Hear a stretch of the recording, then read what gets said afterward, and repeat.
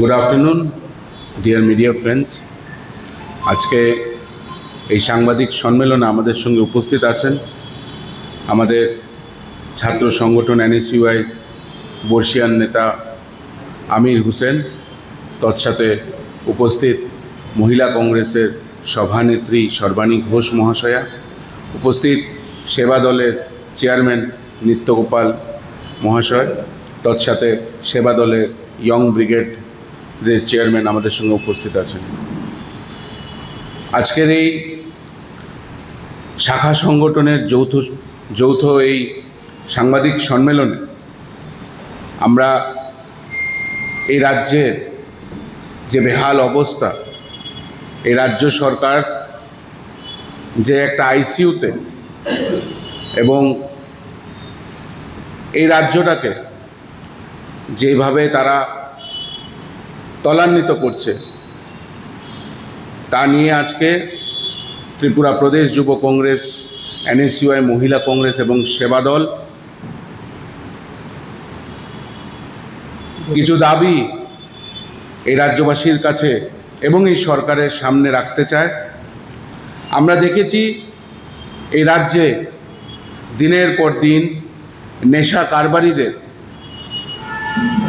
রমরমা ব্যবসা, আমরা দেখছি ছাত্রদের উপর প্রশাসনের লাঠিচার্জ, আমরা দেখছি রোজ দিন কোথাও না কোথাও মহিলারা ধর্ষিত, খুন সহ নানান নির্যাতনে ভুগছে এবং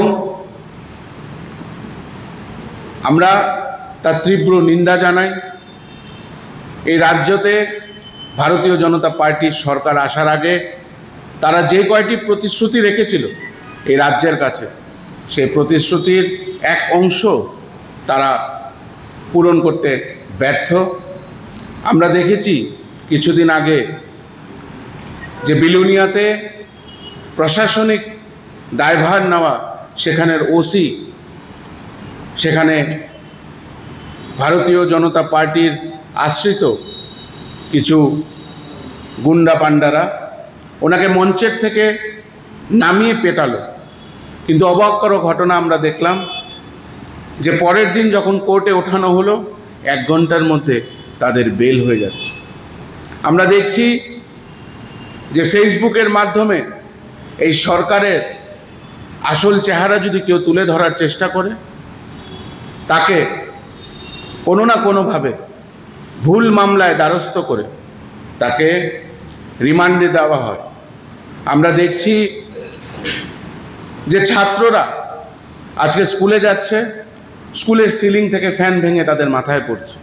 আমরা দেখছি ছাত্ররা স্কুলে যাচ্ছে এবং স্কুলে কোনো টিচার নেই। আমরা দেখছি যে তারা যখন শিক্ষকের জন্য, পড়াশোনা করার জন্য, যেটা তাদের মৌলিক অধিকার, তার জন্য প্রতিবাদ করছে, প্রশাসন তাদের উপরে হাত উঠাচ্ছে। লজ্জাস্কর এবং একটি কালো দিন ত্রিপুরা রাজ্যে। এবং এই ছাত্র সমাজরা আজকে যেভাবে ছাত্রদের কণ্ঠরোধ করার চেষ্টা করছে এই সরকার, আমি এতটুকু বলতে পারি যে এই সরকার